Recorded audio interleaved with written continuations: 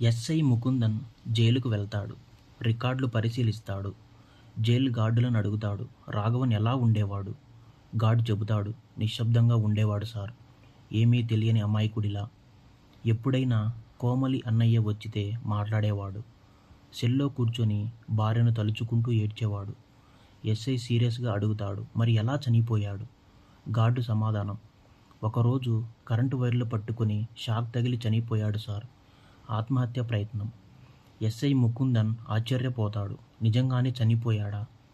అక్కడి నుంచే అనుమానం మొదలైంది.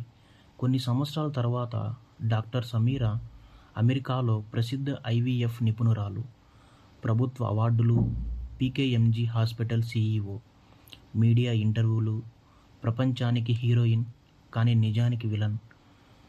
కొత్త ఆసుపత్రి ప్రారంభోత్సవం, భారీ వేడుక, సమీరా ప్రత్యేక అతిథి. అక్కడికి ఎస్ఐ ముకుందన్ వస్తాడు హెచ్చరించడానికి. ఎస్ఐ ప్రశాంతంగా చెబుతాడు, మీరు ప్రమాదంలో ఉన్నారు. రాఘవన్ కేసు మళ్ళీ విచారణ చేశాం. అతను హత్యలు చేశాడని రికార్డులో ఉంది. మీకు ఏదైనా ప్రమాదం జరగవచ్చు.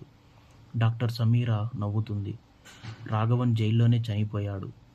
ఎస్ఐ ఆశ్చర్యంతో, అది మీకు ఎలా తెలుసు? సమీరా అంటుంది, నేనే చంపించాను. ఎస్ఐ, లేదు, అతను బ్రతికే ఉన్నాడు. మీరు ప్రమాదంలో ఉన్నారు. సమీరా పట్టించుకోకుండా కార్యక్రమానికి వెళ్తుంది. సమీరా కారు బయటకు వెళ్తుంది. ఎస్ఐ బృందం వెంబడిస్తుంది.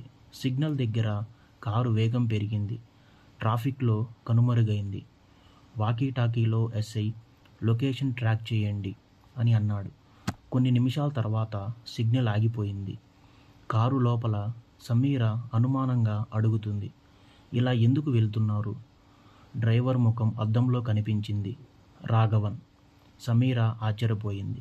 నెక్స్ట్ పార్ట్ కోసం లైక్ అండ్ సబ్స్క్రైబ్ చేయండి.